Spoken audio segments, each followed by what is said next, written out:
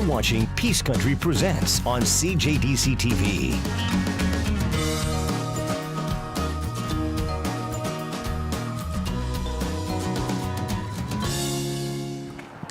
Hey there, welcome to Peace Country Presents Peace Profiles. I'm Stacey Robbins. Each week I get the incredible opportunity to meet some of the Peace region's best. There's an incredible community here of creators, but also of supporters. Tonight we're going to meet one of each. Up first is Patty Martin. She's the owner and operator of the Rolla Pub. She's an amazingly supportive person and probably one of the nicest people you'll ever meet. This is Patty.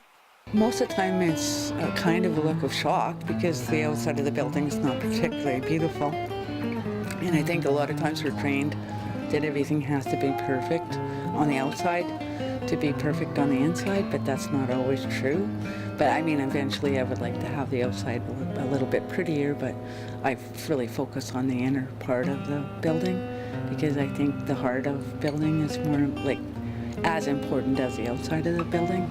So, and I think it's really nice because you can see a lot about the person when they walk in, because a lot of people, they assume that it won't be, or it'll be very dark and dingy, or maybe dirt on the floor and cigarette butts everywhere. I don't know, but they are always surprised. And then most times there's a really big look of delight because they're very surprised that, like, it's a little overwhelming, I believe, for some people, but like, most people, like, they'll target what they need to see or what they like, what would make them happy, and they like. I've seen people jump around like they're 5, and that makes me happy too. And there's people that walk in and they'll come and hug me like they're just. This is the best place I've ever been in my life. So, I get lots of different types of reactions. Mom and Dad moved us up from Vancouver, and it was a huge move, and it actually took, I think, about 5 days to get here from Vancouver, which was a long time. It seemed like the end of the world. And actually, when we were driving towards Rolla, we had a flat tire, and then the store owner in Rolla, Mr. Lishney, actually came down and changed the tire for us, and we got here, so that was quite interesting. I've been doing it a long time, and so it's fun because there's a lot of, like, people will celebrate their birthdays or like anniversaries or getting engaged, or, you know, I think that's important to have a place where you count, you know, like, and like people are all appreciating each other, and I mean, it's fun watching people grow up. You know, you see them when they turn 19, and then you see them when they turn 25 and 30, and it, like, for me, they're forever a child. You know what I mean? They stay forever. I see them as they were when they're 19, when they're at their probably highest and they're most passionate. Like, and I always see that in them all the time. So, and I always want them to return to that, you know, no matter what happens.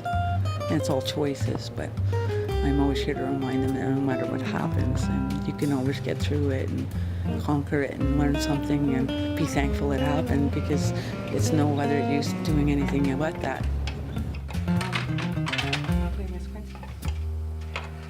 My parents owned it, and then when I was small, I really had a quest to travel the world. I'd read books, and I had pen pals all over the world, and I just had a real passion to go and explore and do and be and see everything in the world.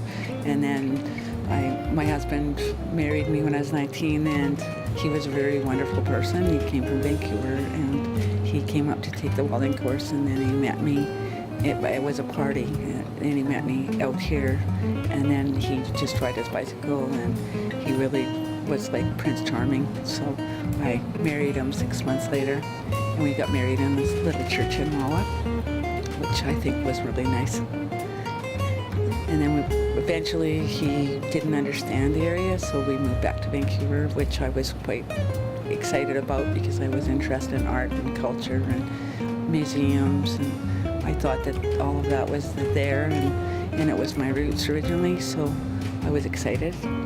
But when I was there, then I found it was very containing. I found that you got, like, here you can have 12 people that are sitting together and they all bond, and there's a common denominator between them, but most people were more uniform that were in groups, and I found that like uncomfortable.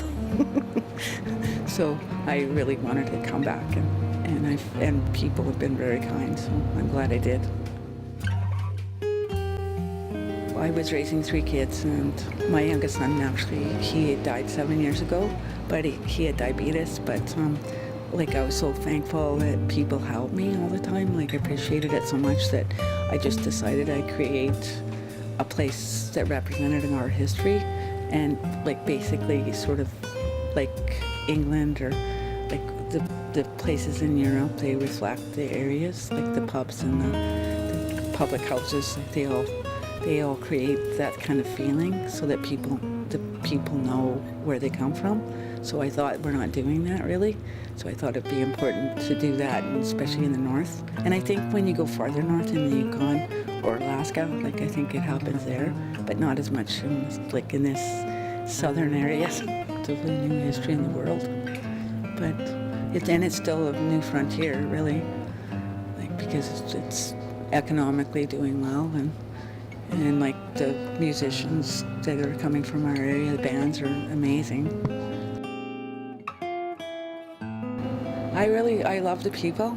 I really find that people that are farm background or people that work with nature, they're kind-hearted because they know that there's always flows of life, and they're very nurturing. They don't spoil you, but they'll always be there and back you up if you have anything happening to you. And I appreciate that quality in people. I believe it's like the strength of the genetics. Like, because imagine like 90 some years ago or 100 years ago, like would be long winters, and like traveling like even 10 miles would have been a long ways. So I think a lot of it, like a lot of people, that's what they did for recreation, is play musical instruments and write songs. Like we have Carrie Regan or Roy Forbes, like, yeah, there's been a tradition here, or Ben Hapner's from this area, like diversity, like really diversity. They love music, and I've been very, let's see. I'm here a lot, and I really believe in what I'm doing, and I really want to restore the building and have it so it will last another 100 years. And actually, lately, there's been people coming forward to help start that dream. But I also really love music, and I think that this is a really nice place for musicians to play because it's very nurturing. And a lot of musicians, if they're on the road, a lot of people like look at it as totally business, but I actually collect my tips all the time, and then I save them, and then when bands approach me and ask me if they can play, then I ask them how much they need, and then I give them from my heart, so it doesn't really matter what's happening, like if there was 5 people or 50 or not 42 people, it doesn't matter, there's no pressure. You know, it's just, and so I think that makes a different feeling for the musician because they're really appreciated. Like, there's no stress about the business part of it, and I don't have to worry if it's packed or, you know, and I can actually enjoy it. Yeah. So I love that. And most musicians feel comforted here, and especially if they're on the road, like it's nice to have somewhere where you feel appreciated and nurtured a bit, and so you can go on your mission. Other people are very kind, and they're nurturing, and they're real, and they're unique. They're very unique individuals. Everyone's different, and everyone has passion for what they're doing, and they're very strong. They're very strong-willed, and I call it wild, W-Y-L-D, a bit wild, but that's not a bad thing. It's a very good thing, and I think I must have it in me too, because it's. I think with nature, Mother Nature, if there's winter, like everyone's got to work together, and everyone knows that. So it helps, and it helps people create, and I really like that part of everyone. I find that people are best if their inner child awakens, So I actually have a lot of things from different eras that reflect childhood, and so it's nice when people look at something and then it reminds them of some time in their life when they were super happy, and then you can see the change in them because they get very excited and then tell you the stories about their life, which is what I'm very interested in. I enjoy people's lives. I think they'd be surprised at the feeling inside, and they'd be surprised because they would know a lot of the pictures. They would know there's a lot of their friends probably have been here, and they would find people on the wall that they would know, which, that's what's nice about having the pictures, because it relaxes people if they see that there's somebody that they knew have been here previous to them. Yeah, and that happens a lot. My happiest times are when the pub's full of happy people and I look around and everyone's having conversations and laughing, and true laughing, not and from their hearts, and there's giggles and there's music and everyone just on top of the world. I just love that. I think it's the best times in my life. Stepping into the Rolla pub is like getting a big, warm hug. And if you're lucky, Patty will give you a big, warm hug too. Make sure you get out there, check out some of the incredible live music happening there each week. Coming up after the break, we're going to meet somebody who's passionate about printmaking. Stay tuned. Peace Country Presents. We'll be right back.